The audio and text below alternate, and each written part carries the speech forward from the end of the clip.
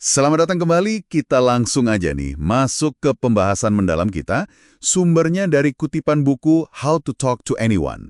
Nah, pertanyaan besarnya, gimana sih caranya Anda bisa ketemu sama orang-orang yang memang Anda pengen temui? Ternyata ini bukan cuma untung-untungan loh, ada strateginya. Betul banget. Sumber ini, wah, isinya banyak banget trik komunikasi yang praktis. Mulai dari kesan pertama tanpa ngomong sepatah kata pun, sampai cara manuver cerdas kalau lagi di acara atau pertemuan.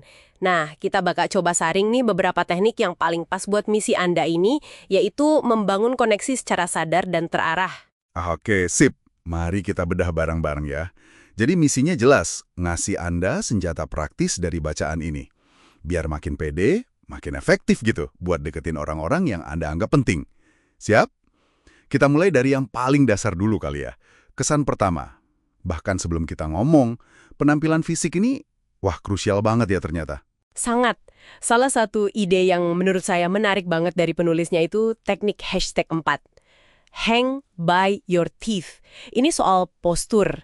Coba bayangin aja, tiap kali Anda lewat pintu, ada kayak tali kulit imajiner gitu, gantung di kusen sedikit di atas kepala Anda. Nah, ceritanya Anda gigit tali itu pakai gigi imajiner. Otomatis kan kepala jadi agak ketarik ke atas, bahu tegak, punggung lurus. Wah visual banget ya. Saya langsung kebayang nih. Katanya ini bisa langsung kasih kesan pemenang gitu ya. Kedengarannya sih simple, tapi mungkin butuh dibiasain ya. Nggak langsung bisa gitu aja. Tentu, ya kayak kebiasaan baik lainnya lah. Butuh waktu. Nah, selain postur, ekspresi wajah juga penting banget. Ada namanya teknik hashtag 1, flooding smile. Pesennya gini, jangan langsung pasang senyum lebar pas ketemu orang. Tahan dulu sepersekian detik aja, pandang dulu wajahnya, seolah-olah Anda lagi nyerap kehadiran orang itu, baru deh biarin senyum hangatnya merekah pelan-pelan. Menarik, menarik. Jadi ada jeda sedikit gitu ya, yang bikin senyumnya kerasa lebih tulus. Lebih personal, bukan senyum template gitu ya. Tapi ada risiko nggak sih kalau jeda senyumnya kelamaan, malah jadi aneh atau kaku gitu kelihatannya? Pertanyaan bagus. Tentu ada batasnya dong. Ini kita ngonongin sepersekian detik aja kok. Cukup buat kasih kesan Anda beneran lihat orang itu sebelum senyum. Kuncinya ya di latihan sama kalibrasi. Nah, terus ada lagi soal kontak mata. Teknik hashtag 2 sticky eyes sama hashtag 3 epoxy eyes. Intinya sih tahan kontak mata sedikit lebih lama dari biasanya. Oh, ini biar kasih kesan kita tertarik dan fokus kan?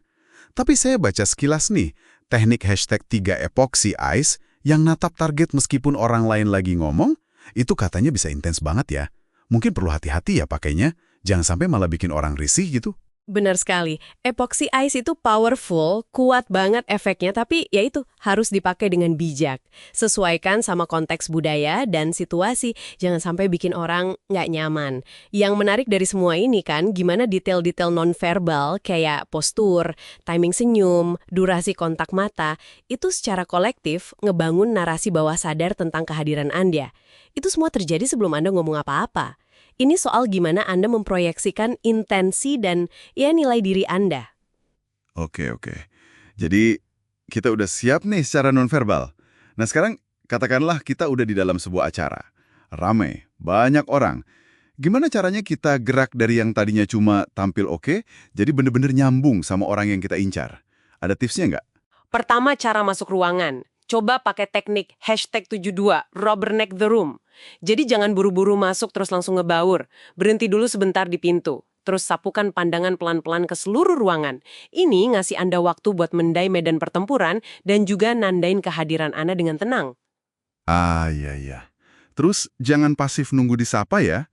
Prinsip di teknik hashtag 73, be the chooser, not the choosy.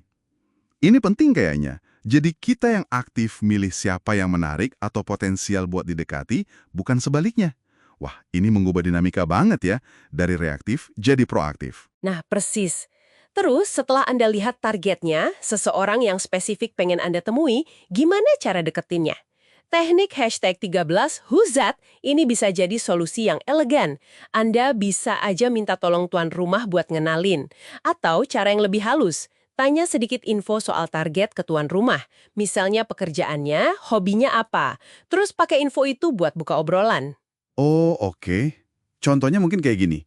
Permisi Pak Budi ya, tadi Bu Ani cerita kalau Bapak baru pulang dari Raja Ampat ya. Wah, kebetulan saya juga pengen banget ke sana. Gitu kali ya? Ini rasanya lebih personal dan nunjukin ada usaha ya, dibanding cuma, halo, nama saya. Tepat, itu jauh lebih efektif buat mulai koneksi. Tapi kan percakapan awal aja nggak cukup. Gimana caranya mastiin hubungan itu bisa lanjut? Nah, disinilah pentingnya tindak lanjut yang cerdas. Buku ini punya 2 tips bagus nih buat ini. Pertama, teknik #75 tracking. Ini soal benar-benar dengerin dan ingat detail kecil dari obrolan.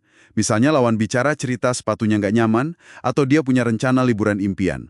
Terus, nanti di interaksi berikutnya, singgung lagi detail itu secara natural. Efeknya katanya luar biasa, orang jadi merasa didengerin dan diingat. Ya, bener banget. Dan yang kedua, ini praktis banget. Teknik #76, The Business Card Dossier. Ini kayak jimatnya para politisi atau networker ulung. Jadi, setelah tukar kartu nama, jangan langsung disimpan aja. Cepet-cepet tulis catatan kecil di baliknya. Apa kek topik obrolan tadi, detail personal yang Anda track, minat khususnya apa, atau rencana follow-up-nya gimana. Aduh, ini kayak tamparan buat saya nih, yang suka numpuk kartu nama sampai lupa ini dapat dari siapa, ngobrolin apa waktu itu. Catatan kecil itu emang bisa jadi penyelamat ya. Bikin tumpukan kartu nama jadi lebih berarti. Persis. Jadi kalau kita tarik benang merahnya nih ya, ketemu orang yang pengen Anda temui itu bukan sihir atau untung-untungan semata. Ini tuh soal serangkaian tindakan yang disengaja dan bisa dilatih.